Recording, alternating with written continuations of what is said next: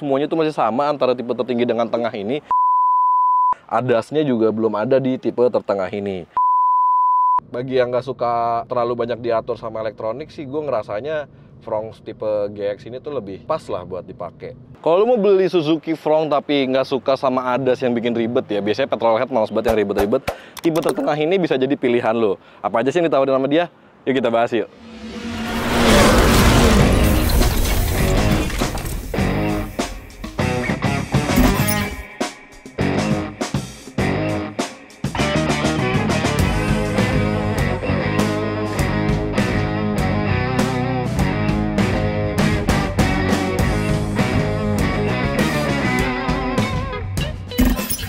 Pertama dari desainnya dulu, kalau secara gambaran desain keseluruhan sih masih sama ya.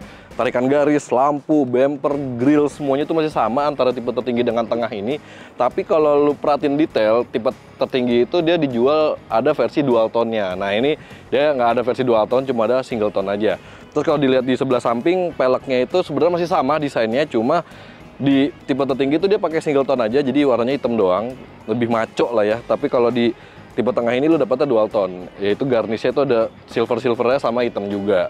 Sisanya sih semuanya masih sama, dari mulai lampu, grill gini nih, lampu utama ya kan, bumper, sampai pelek, ukuran kaki-kaki juga itu masih sama semua. Kita lihat ke belakang dikit ya. Buat bagian belakang juga masih sama, dia dapat roof spoiler kayak gini, ada lampu remnya juga ya kan, terus kacanya juga masih datar, udah ada defogger segala macem, lampu rem juga yang model nyambung gitu ya, khas sebuah mobil zaman sekarang gitu, banyak banget yang desain seperti ini. Jadi nggak ada perbedaan gitu, kalau dari secara tampilan lu masih dapet hal yang sama gitu. Bahkan dia nggak ada logo tipe. Biasanya kan mobil ada logo tipenya, entah SGX atau apapun itu.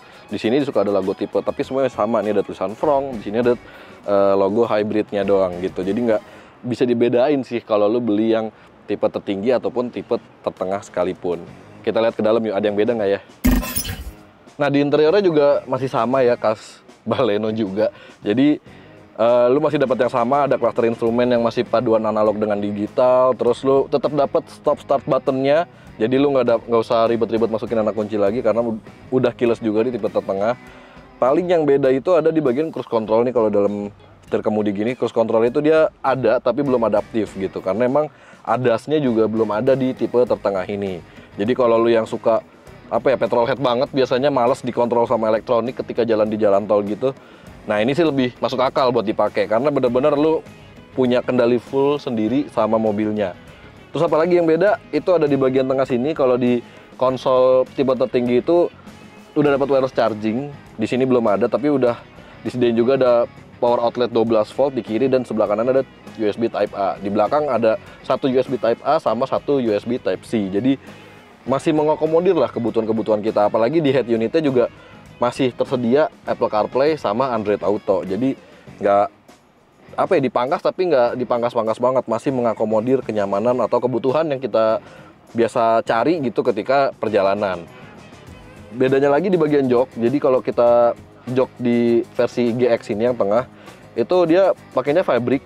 Jadi ada kontur-kontur gini di tengahnya.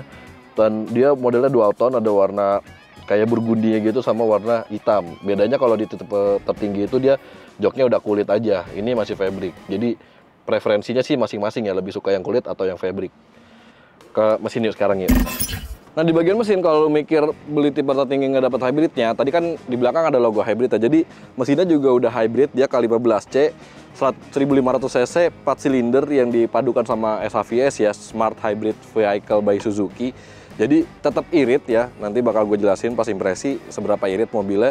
Dan dia tuh menghasilkan tenaga itu sampai 100,5 dk gitu ya, auto horsepower, dan torsinya itu sampai 138 Nm. Jadi emang masih sama gitu ya dengan tipe tertingginya sekalipun yang udah banyak-banyak segala macam fiturnya. Tapi lu masih dapat yang mesin versi paling canggihnya K15C.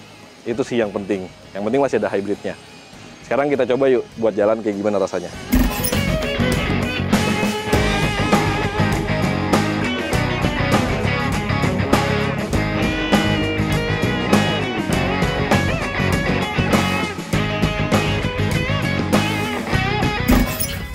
Nah jadi impresinya soal naik Suzuki Fronx varian tengah ya, yang GX ini tuh ya sama aja sih. Jadi kalau lu lihat video-video kami sebelumnya di Brem by Yuzon Indonesia, itu kita udah banyak banget bahas si Frong ini, dari mulai first impression, terus kita juga coba jalan ke Bandung segala macem. Itu kurang lebih sama lah antara yang SGX tipe tertinggi ataupun yang GX ini. Dari segi dimensi juga sama, posisi duduk juga sama, ya kan. Mesin sama, karena dia juga masih pakai yang K15C hybrid yang udah gue mention sebelumnya.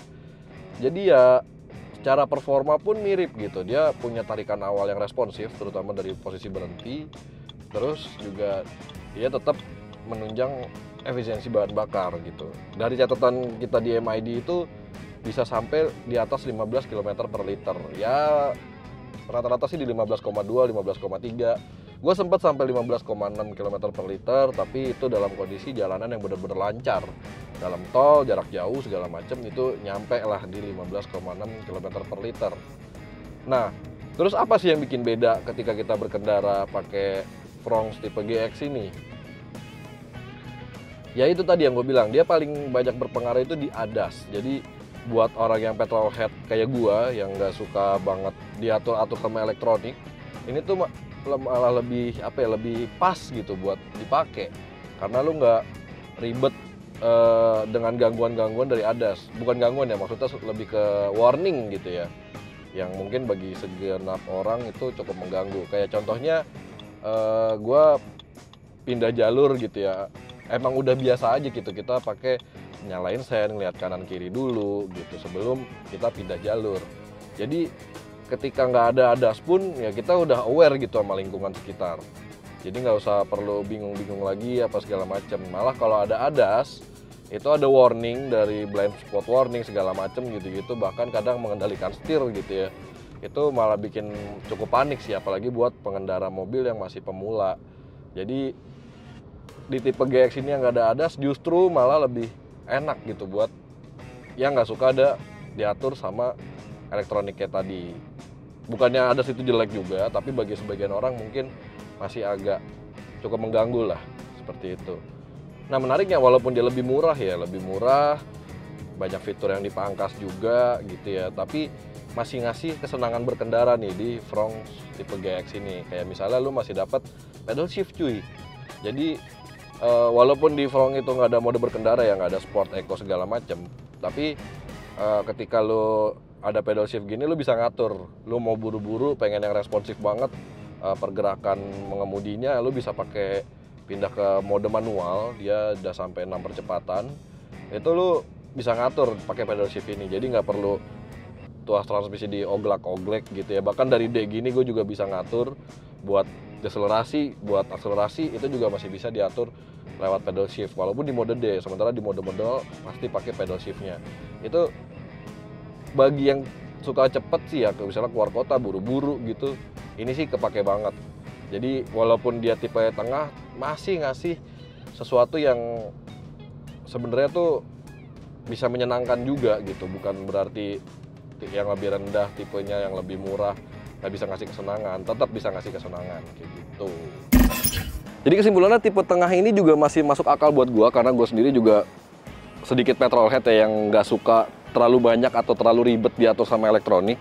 Jadi gue berkendara semau gue punya full control di sini, apalagi sistem hybridnya juga masih tersedia. Jadi gue masih mendapatkan yang gue mau kalau gue mau irit bahan bakar. Dan harganya juga lebih masuk akal. Dia tuh ditawarin dengan harga 293,9 juta untuk on road Jakarta.